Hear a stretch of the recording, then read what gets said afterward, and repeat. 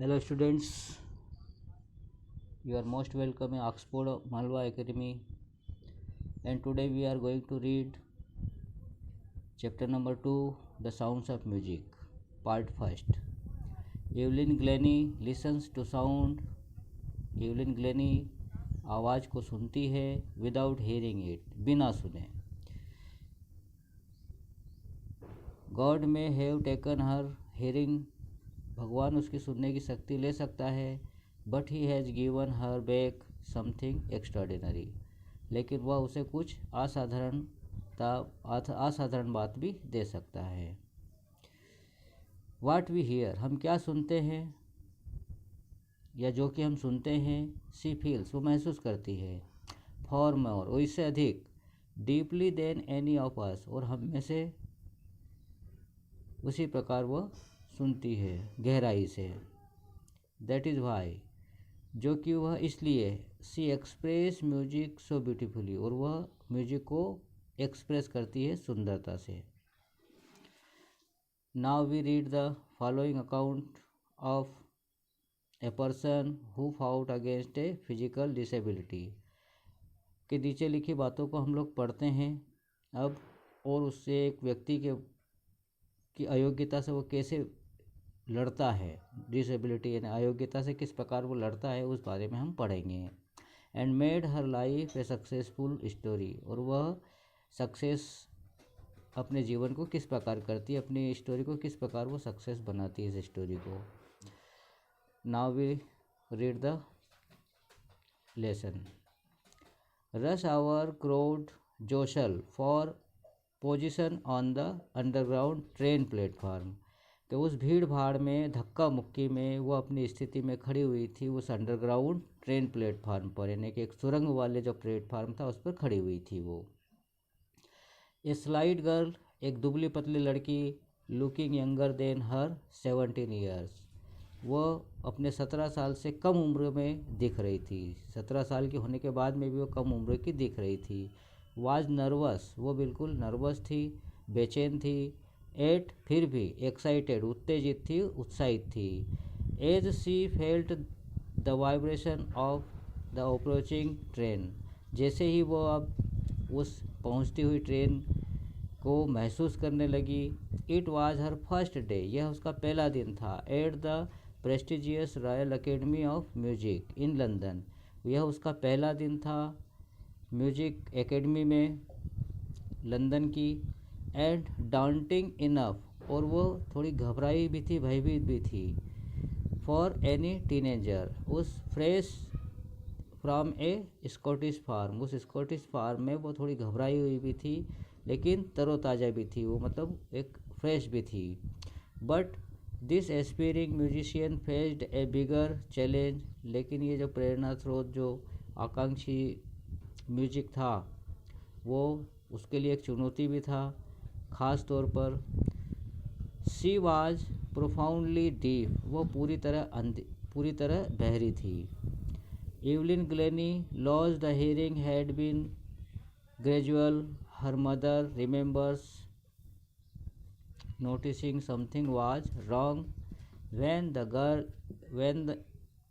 8 years old, जब वो लड़की 8 साल की थी, जब उसकी माँ ने कुछ ऐसा महसूस किया था कि वो कुछ उसके साथ गलत होने जा रहा है. Evelyn was waiting to play the piano. Evelyn जो थी वो क्या कर रही थी, इंतज़ार कर रही थी पियानो बजाने के लिए. दे कॉल्ड हर नेम, उन्होंने उसके नाम को बुलाया. एंड शी डिडंट मूव, लेकिन वो कुछ जवाब नहीं दे पाई, वो हिली भी नहीं वहाँ तक. I suddenly realized she hadn't heard. मुझे अचानक, उसकी माँ कहती कि मुझे अचानक ऐसा महसूस हुआ कि उसे कुछ सुनाई नहीं पड़ा था. सेज इजाबेल ग्लेनी, ऐसा इजाबेल ग्लेनी बोलती है. For quite a while Evelyn manage to conceal her growing deafness. अब यहाँ पर बताया कि पूरी तरह से एवलिन जो है अपनी बहरेपन को छुपाने की, बढ़ते हुए बहरेपन को छुपाने की वो क्या करती थी, उसे कोशिश करती थी हमेशा. फ्रॉम फ्रेंड्स, दोस्तों से. एंड टीचर्स, उसके टीचर्स से. बट बाय द टाइम, लेकिन समय के अनुसार, शी वाज 11, वो जब 11 साल की हुई, हर मार्क्स हैड डिटोरेटेड, उसके मार्क्स जो थे वो डिटोरेटेड होने लगे, मतलब कम होने लगे। And her headmistress urged her parents to take her to a, और उसके हेड मास्टर ने ऐसा उनको मनाया कि उसके माता पिता को कि उसे लेकर एक स्पेशलिस्ट के पास जाए जो इसका जानकार है। इट वाज देन डिस्कवर्ड, तभी यह खोजा गया कि पाया गया कि her hearing was severely impaired as a result of gradual nerve damage. और जब वह परिणाम स्वरूप पाया गया कि धीरे धीरे उसकी जो सुनने की जो शक्ति थी, उसकी जो नर्व थी, जो सेल थी, वो डैमेज हो गई है, सुनने की जो नस थी वो क्षतिग्रस्त हो गई है, ख़राब हो गई है। दे वर एडवाइज्ड दैट, उन्होंने सलाह दी कि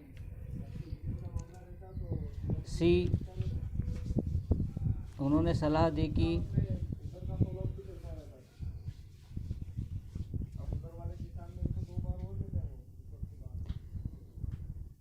she should be fitted with hearing ads, उसे जो है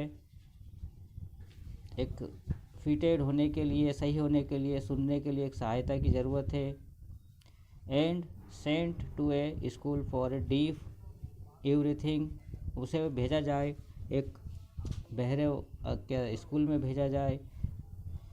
एवरीथिंग सडनली लुक्ड ब्लैक, जब ऐसा पता चला तो उसके लिए सामने ऐसा लगा जैसे कि काला अंधकार छा गया है। सेज इवलिन, इवलिन ने ऐसा कहा। But Evelyn was not going to give up, लेकिन इवलिन ऐसा छोड़ने वाली नहीं थी, त्यागने वाली नहीं थी। She was determined to lead a normal life, और उसने निर्णय लिया, संकल्प लिया अपने जीवन को अच्छा जीने के लिए। And pursue her interest in music, और अपने रुचि को म्यूजिक में जगाया, संगीत में जगाया। One day she noticed a girl playing a xylophone, एक दिन एक लड़की को उसने झाइलोफोन बजाते हुए देखा। And she decided that she wanted to play it too, और उसने निर्णय लिया कि वह भी उसे बजाएगी। Most of the teachers discouraged her, कई शिक्षकों ने उसे निरुत्साहित कर दिया। बट परक्यूशनिस्ट, एक ताल वादक जो था, उनका जो मास्टर था, उन्होंने, जिसका नाम था रॉन फॉरवेब्स, स्पॉटेड हर पोटेंशियल, उसने उसको एक सुरक्षित स्थान पर लाया, मतलब उसका संरक्षण किया। He began by tuning 2 large drums, उसने ट्यूनिंग को बजाया, 2 बड़े बड़े ड्रम को बजाया, टू डिफरेंट नोट्स, और कई तरीके से बजाया, अलग अलग। Don't listen through your eyes, और एक बात उसने इवलिन से बोली कि तुम्हारे कानों से मत सुनो। ही वुड से, उसने ऐसा मतलब वो उसे ऐसा कहा था। Try to sense it some other way, कि कोशिश करो इसको सुनने की कुछ दूसरे तरीके से। सेज इवलिन, ऐसा इवलिन ने कहा। इवलिन ने कहा कि suddenly I realise I could feel the higher drum from the waist of and the lower one from the waist, यानी कि अब इस ड्रम की आवाज़ को तुम दोनों तरीके से सुनो मतलब क्या है कि महसूस करो। उसने कहा कि महसूस करो, क्योंकि उसे सुनाई तो पड़ता नहीं था, इसलिए उसने क्या कहा है कि इसकी एक आवाज़ को आप ऊपरी भाग से सुनो और दूसरी आवाज़ को निचले भाग से सुनो। फॉरवेब्स रिपीटेड द एक्सरसाइज, फॉरवेब्स इस अभ्यास को रिपीट करता रहा। And soon Evelyn discovered that, और तभी इवलिन ने पाया कि she could sense certain notes in different parts of her body, और अपने शरीर के विभिन्न अंगों से वो अलग अलग संगीत सुन सकती है, मतलब महसूस कर सकती है। I had learn to open my mind and body to sound and vibration, कि मुझे जो है मेरे सीखना था मेरे शरीर के अंगों को उस एक्टिवेशन में, उस सक्रियता में जो इस वाइब्रेशन को समझ सकें। The rest was sheer determination, और उसने पूरी तरह से अपने आप को उस ओर मोड़ लिया। एंड हार्ड वर्क, और कठिन परिश्रम की ओर। सी नेवर लुक्ड बैक, उसने पीछे नहीं देखा। फ्रॉम दैट पॉइंट, उस बिंदु से ऑनवर्ड आगे बढ़ती गई। सी टूर्ड द यूनाइटेड किंगडम, उसने यूनाइटेड किंगडम की यात्रा भी की। With A youth orchestra and by the time, और समय के अनुसार। सी वाज 16, वो 16 साल की थी। She had decided to make music her life, जब वो 16 साल की थी तब से उसने उसको संगीत को अपना हिस्सा बना लिया था अपने जीवन का। She auditioned for the Royal Academy of Music, उसने ऑडिशन भी दिए रॉयल अकेडमी म्यूजिक में। And scored one of the highest marks in the history, और उस इतिहास में, उस एकेडमी के इतिहास में उसने सबसे ज़्यादा मार्क लेके आई, वो एकत्रित किए और उस एकेडमी में। सी ग्रेजुअली मूव्ड फ्रॉम ऑर्केस्ट्रियल वर्क, वो धीरे धीरे जो है वहाँ से हटने लगी ऑर्केस्ट्रियल वर्क से, टू सोलो परफॉर्मेंस, वो फिर एकल म्यूजिक में थोड़ा रुचि दिखाने लगी। At the end of her 3 years course, उसके 3 साल के कोर्स के पश्चात, she had captured most of the top world awards, और उसने कई प्रकार के अवार्ड भी प्राप्त किए, कैप्चर किए मतलब लिए।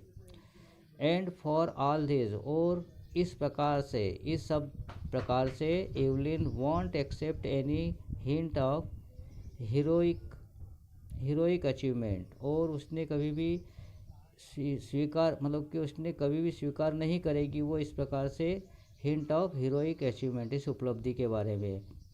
इफ़ यू वर्क हार्ड, यदि तुम इस प्रकार से वो अपने बताती है कि यदि तुम कठिन कार्य करते हो, एंड नो, और जानते हो, वेयर यू आर गोइंग, कि तुम जहाँ जा रहे हो, यू विल गेट देयर, तुम निश्चित ही वहाँ पहुँचोगे। मतलब ये है कि वो कहती है कि यदि हमने कोई दृढ़ संकल्प कर लिया है किसी कार्य को करने के लिए, तो हम निश्चित उस कार्य को पूरा कर लेंगे।